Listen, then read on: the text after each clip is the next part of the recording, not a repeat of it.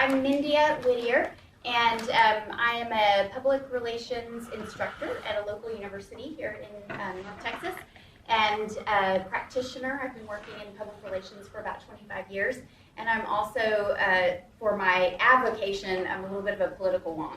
So. Great thing. Good. So just so that you all know the sort of the structure and the flow of how this is going to go, I've got a few questions for Mindia, and then I will open the floor up to you all for thoughts, questions, comments that you might have about anything that we're talking about up here or anything about the show. And I do also want to lay a couple of just community conversation guidelines and ground rules that we keep today's conversation and dialogue related to the themes of the show. We probably have a lot of different perspectives and walks of life in the room right now, and we want to respect that. So let's keep all of our questions, our dialogue related to the themes in the play. Yeah? Awesome. Thank you. So first question, what did you want to be when you were growing up, and how did that morph into public relations? So the first thing I wanted to be was a naturalist at a state park, the person that brings out the animals and introduces them. So as it turns out, as I got into high school, I became the editor of my school paper, and then landed at TCU, and they required you to declare a major, and so I just picked PR my first semester and wound up sticking with it. And then my first job wound up being as the public relations director at the Fort Worth Zoo. So I wound up getting to combine both of my passions. That's amazing. Yeah. That's specific. Yes. Yes. That worked out for you. That's incredible. Yeah. What is the most valuable lesson that you have learned in your field? And is there anything that you wish you had known or a skill you wish you developed more before you got into it? Most valuable thing. So, I don't know, I'm going to jump right into kind of some of the themes that were in the show. So, one of my favorite things to teach my students is about crisis communication. And there's really just a very, three simple things that it all boils down to, and it was really represented in this performance. But tell it all, tell it fast, and tell the truth. And that applies to everything in life. So I think that's why I kind of gravitate to that as the most important thing is, whether it's in our board service or the jobs that we do or seeking office, if we just keep to that kind of golden rule of tell it all, tell the truth, tell it fast, you're never going to go wrong. Yeah. So getting to the question we all want to know, how do you think this kind of situation was depicted in the play? And is there anything it's a play, right? We understand that it's suspension of disbelief. So is there anything that you might have gone about doing differently in the event that some of the things that happened here in the story were for dramatic effect?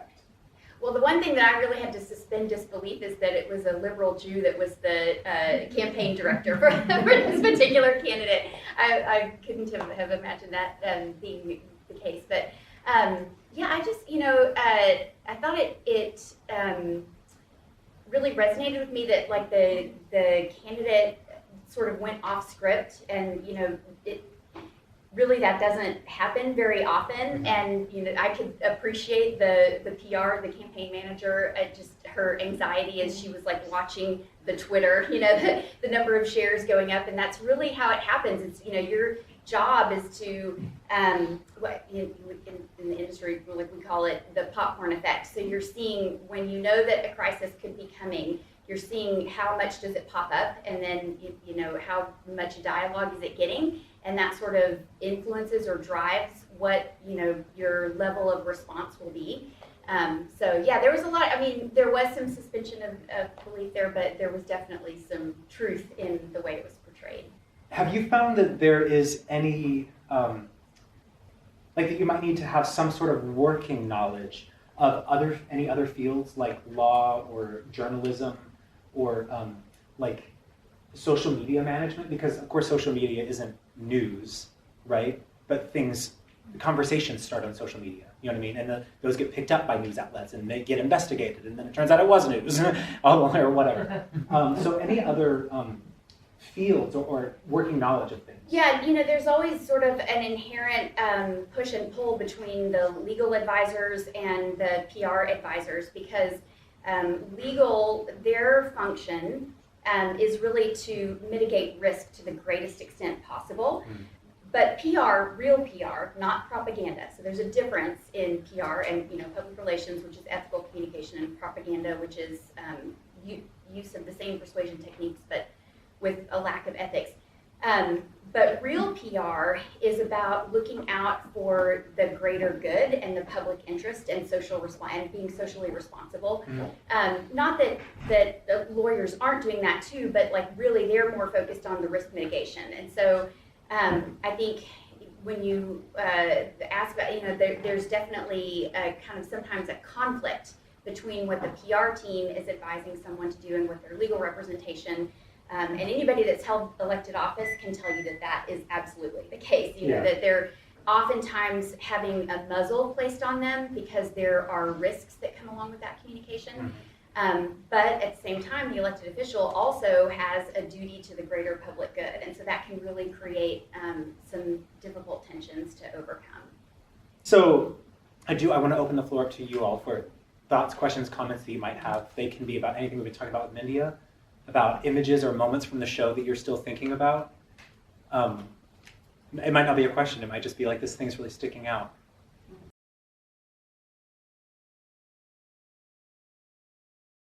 Well, I think it's sort of current day. The play itself was written, I believe, in 2017. 2016, 2017. And it has had like something like in that time. It's had something like 157 productions or something sort of astonishing. I think there is something a little fable about it, There is something sort of cautionary tale about it. So I do think there are elements of the story where we are asked to suspend our disbelief and just go on the journey and like embrace that generally this is how social media works, or generally this is how campaigns work. So I do think the playwright took probably some liberties for the effect of the story. But I would also say, the whole incident at the very beginning that set the stage for the entire performance, where he got caught off script with the blogger, slash reporter. Right after you all contacted me about coming to speak tonight, there was actually kind of a similar incident where President Biden got caught on a hot mic. I'm sure some of you guys probably saw that in the news, and he called somebody a stupid SOB. And so, it really does happen. Even somebody that's very well trained on media relations, and you forget that you have a microphone, and literally there's nowhere that you ever are that there's not a camera and somebody video recording, and that it can wind up on social media. So it really does happen. Yeah, especially now with technology and stuff. Yeah.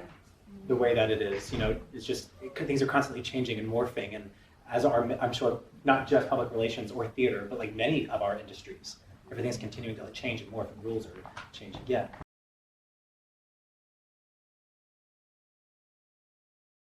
Well, and maybe I'll speak to why it surprised me. Maybe that's what you're probing for. I'm not sure. But what surprised me was, you certainly have campaign staffers that are doing it for the job, right? And so they're going to be more inclined to work with a candidate regardless of if they're policy aligned. But then also, you have folks that work on campaigns that are, I've got some folks in the audience that I know are fall into this camp, that it's not, you're not just doing it for the job, you're doing it because advancing a political agenda is a way to change the world in the way that you want to see the world changed.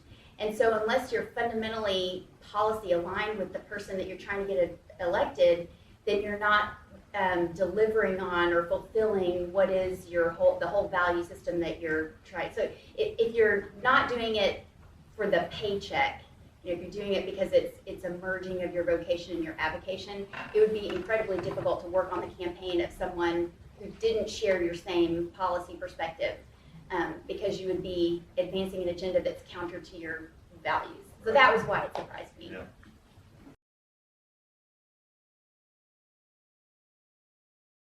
I think something the show illustrates is how beliefs sort of change or morph the closer something gets to us. Can you speak at all to any of that?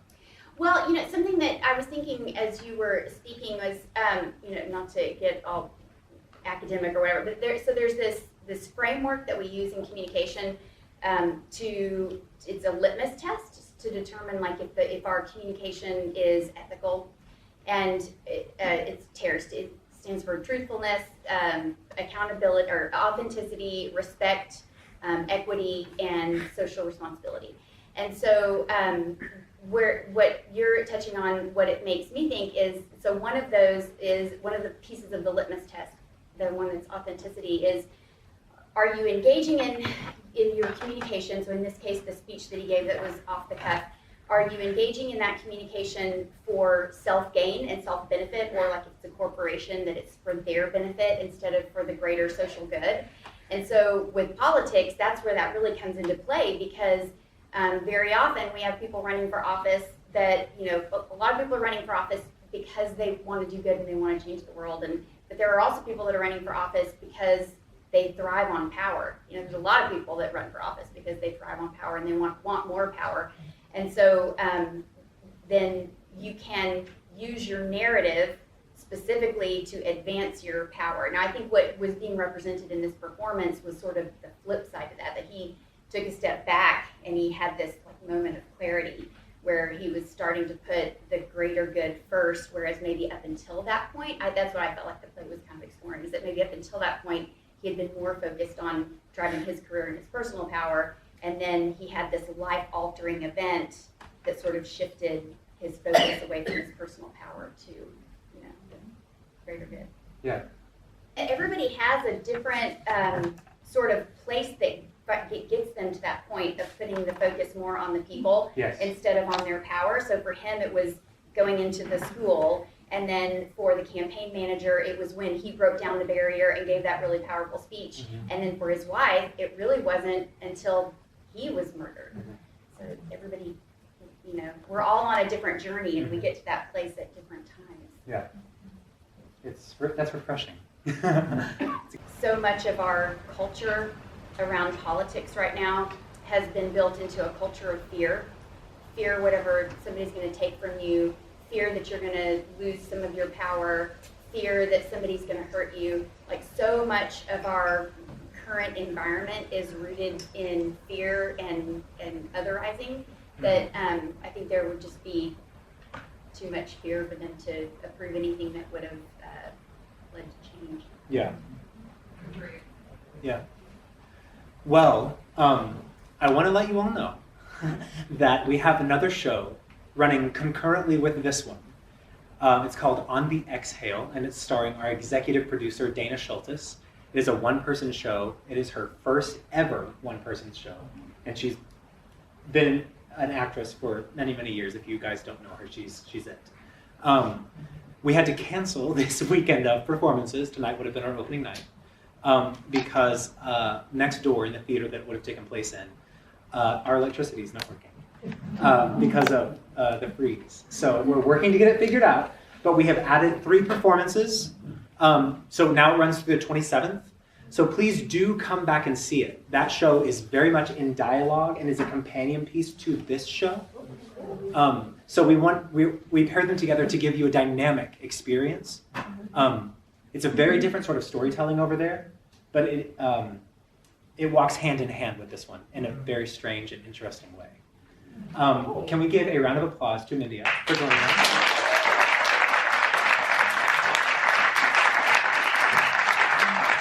This show, Church and State, runs through the 20th. It's clearly sparked a lot of thoughts.